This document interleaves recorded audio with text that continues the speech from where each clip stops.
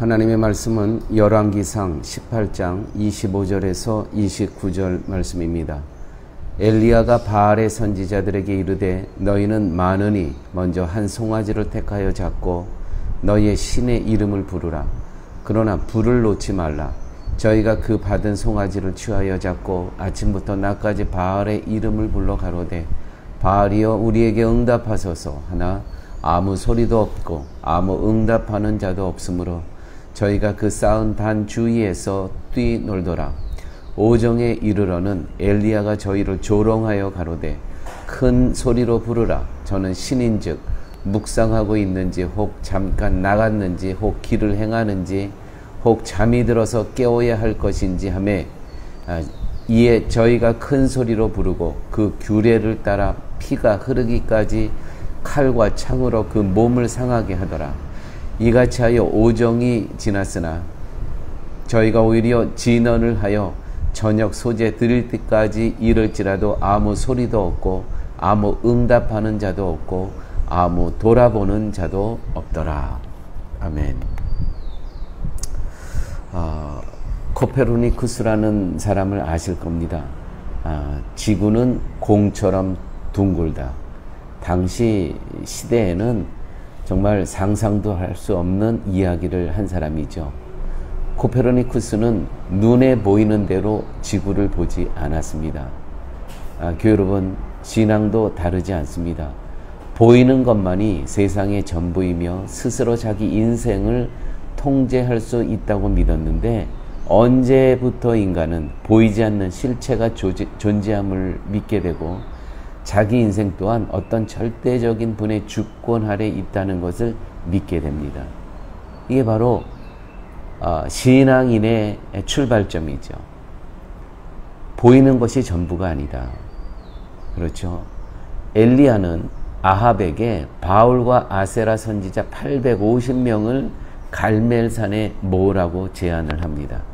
그리고 방법으로 누가 참된 신인가 확인하자는 것입니다. 결국 바알과 아세라 선지자 850명은 송아지를 잡고 아침부터 낮까지 바알의 이름을 부르며 바알이여 우리에게 응답하소서. 그런데요, 하늘에서 불이 내리지 않습니다. 아무 소리도 없고 응답하는 기색도 없습니다. 엘리야는 그와 같은 상황에서 더 큰 소리로 부르라. 저는 신인즉 묵상하고 있는지 혹 잠깐 나갔는지 혹 길을 행했는지 혹 잠이 들어서 깨워야 할 것인지 하매 27절 말씀입니다. 그들을 조롱하지요.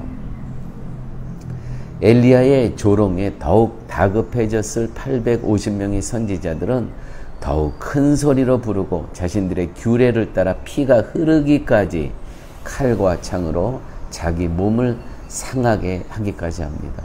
왜 칼과 창으로 자기 몸을 상하기까지 합니까?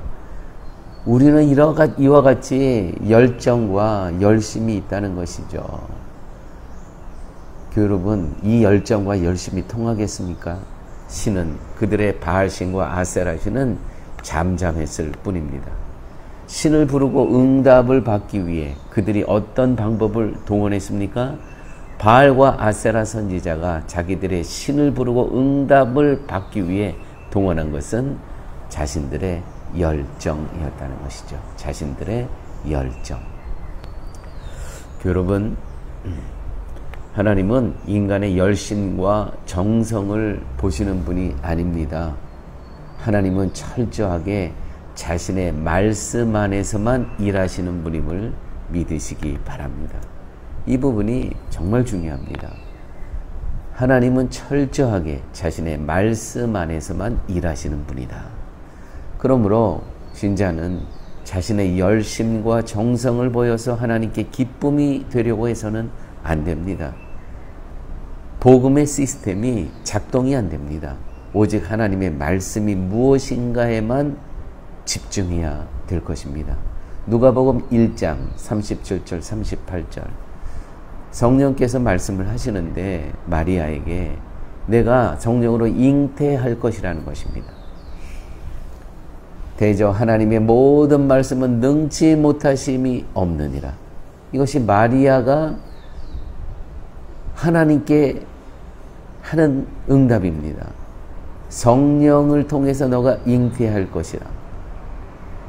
마리아가 걸어대 주여 계집종이오니 말씀대로 내게 이루어지이다 하매 천사가 떠나가니라. 말씀대로 이루어지이다라는 고백하는 것은 최악의 경우 돌에 맞아 죽는 일이 내게 일어날지라도 말씀에 순종하겠다는 것입니다. 마리아는 하나님의 말씀에 자신의 모든 인생을 집어넣습니다. 이것이 굉장히 중요합니다. 하나님을 내 생각과 내 주장과 고집에 집어넣는 것이 아니고 마리아는 하나님의 말씀에 자신의 모든 인생을 집어넣었습니다. 자기의 생과 경험 필요 없습니다. 하나님의 말씀 안에 그의 인생을 집어넣었다는 것이죠. 설사 죽게 된다 하도 그 일에 하나님의 귀한 뜻이 있다면 그대로 하시옵소서.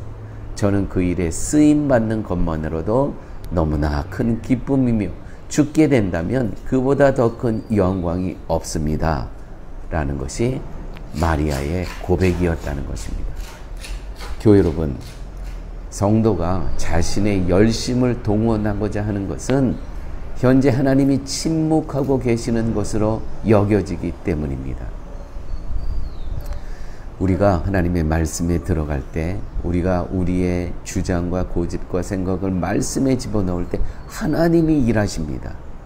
때문에 하나님의 마음을 움직여 보기 위해 하나님을 감동시킬 만한 어떠한 것을 동원하고 나의 모든 노력을 담아 열심을 내는 것, 이거는 다 소용없다는 것이죠. 내가 열심을 낼 때 하나님은 침묵하시고, 내가 하나님의 말씀에 들어갈 때, 순종할 때 하나님은 일하신다는 것이죠. 이것이 신앙인의 삶이라는 것입니다. 사랑하는 여러분, 오늘 엘리야와 또 바울과 아세라의 850명의 선지자들의 정말 누가 참 신인가? 그들은 자신의 열정과 자신의 주장을 그 신께 표현했습니다. 그러나 엘리야는 하나님의 말씀 안으로 들어갔다는 것이죠. 아버지 하나님, 감사합니다.